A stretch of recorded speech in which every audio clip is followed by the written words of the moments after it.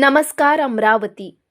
समाजकारणात आणि राजकारणात अपार योगदान देणाऱ्या माजी राज्यमंत्री वसुधाताई देशमुख यांना आज जीवनगौरव पुरस्काराने सन्मानित करण्यात आले। वसुधाताई देशमुख यांनी महिला सक्षमीकरण आणि ग्रामीण विकासाच्या क्षेत्रात केलेले कार्य आजच्या तरुण पिढीकरिता दीपस्तंभासारखे प्रेरणादायी ठरले आहेत। श्री संत ज्ञानेश्वर सांस्कृतिक सभागृहात झालेल्या या कार्यक्रमात राज्यसभा खासदार डॉक्टर अनिल बोंडे, खासदार बळवंत वानखडे, आमदार जयंत पाटील, महापौर श्रीचंद तेजवानी आणि जिल्ह्यातील अनेक मान्यवर उपस्थित होते। या सोहळ्यात वसुधाताईंच्या कार्यांचा गौरव करण्यात आला। पुरस्कार मिळाल्यानंतर वसुधाताई म्हणाल्या, हा पुरस्कार माझ्या पाठीशी खंबीर उभ्या राहिलेल्या जनतेचा सन्मान आहे। शेवटच्या श्वासापर्यंत जनसेवेचे व्रत मी अखंडपणे सुरू ठेवणार आहे। यावेळी चिखलदरा तालुक्यातील दह्यांद्री गावातील रुक्मिणी वसतिगृहांचे उद्घाटन आणि वसुधाताईंच्या जीवनावर आधारित वसुधा कादंबरीचे प्रकाशन देखील करण्यात आले। या कार्यक्रमाचे संचालन शिप्रा मानकर यांनी तर उपस्थितांचे आभार प्राध्यापक विनय वसुले यांनी मानले। वसुधाताईंच्या कार्यामुळे आज विदर्भातील महिला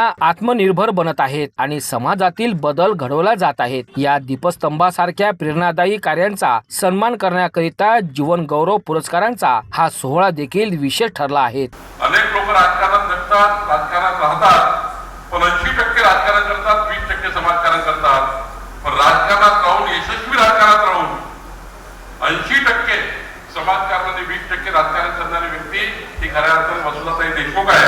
आणि म्हणून त्या ठिकाणी खऱ्या अर्थाने आपण सर्व या कार्यक्रमाला हजर झालो आहे। या ठिकाणी अनेक लोकांनी मांडलं असेल, त्यांच्या जीवनामध्ये त्यांनी सुरुवातीपासूनच संघर्ष केला। त्यांनी महिला मंडळाचे अध्यक्ष म्हणून सामाजिक कार्याची सुरुवात असेल, जिल्हा परिषद सदस्य म्हणून असेल, आमदार म्हणून असेल, विधान परिषद मध्ये सदस्य म्हणून असेल, त्यांच्या जीवनामध्ये त्यांनी राज्यमंत्री म्हणून काम केलं असेल आणि अशा काळात काम केलं ज्या काळामध्ये विकास हा दूर दूर होता। पण त्या काळात जे पद त्यांना मिळाले आहेत, पीडब्ल्यूडी मंत्री असेल, जलसंपदा मंत्री असेल, अर्थमंत्री असेल, जे पद त्यांना मिळाले त्या पदातनं त्यांनी आपल्या विदर्भाकरता, आपल्या अमरावती करता, आपल्या नागपूर करता जे काही करता येईल ते करण्याचा प्रयत्न त्यांनी केला। गावातली, आपल्या जिल्ह्यातली, आपल्या तालुक्यातली महिला पुढे येते म्हणून लोकांनी महिलांना देखील प्राधान्य दिलं।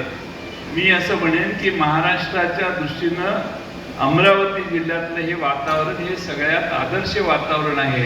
स्त्री पुरुषांची समानता अमरावती जिल्ह्यात जेवढी मान्य झाली तेवढी महाराष्ट्रात कुठेही मान्य झाली नसेल आणि म्हणून अमरावती जिल्ह्यातल्या नागरिकांचं कौतुक करावं तेवढं थोडं आहे।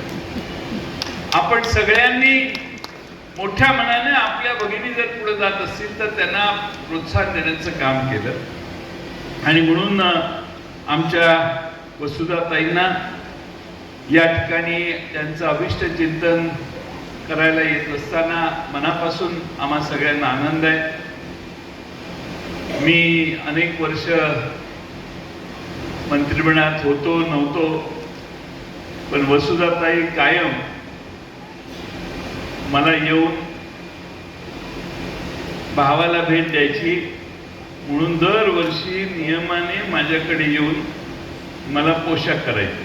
प्रत्येक ठिकाणी निवासी 500 मुली आहेत आणि त्यांच्याकरता सुसज्ज प्रत्येक ठिकाणी वसतिगृह पाहिजे होतं, त्या पद्धतीने बांधल्या गेलं। म्हणून मोरीच्या शाळेचं याचं नाव आपण सावित्रीबाई फुले हे ठेवलं, मोरीच्या याचं माझे जाऊन ठेवलं, पिंपळखुंट्याच्या आश्रमशाळेचं नाव सावित्रीबाई ठेवलं आणि आता दह्यांद्रीच्या शाळेचं नाव आपण रुक्मिणी हे ठेवलेलं आहे। रुक्मिणीचं माहेरघर अमरावती, माहेरघर अमरावती आहे, तेव्हा रुक्मिणीचं नाव असावं अशी सगळ्यांची त्यामध्ये इच्छा होती। दुसरा कार्यक्रम आपल्या इथे जो होता तो पुस्तक प्रकाशनाचा। आमच्या नवनीतरावांनी आणि आमच्या नीताताईंनी अतिशय परिश्रम करून 1 वर्षभर त्या पुस्तकाचं लिखाण केलं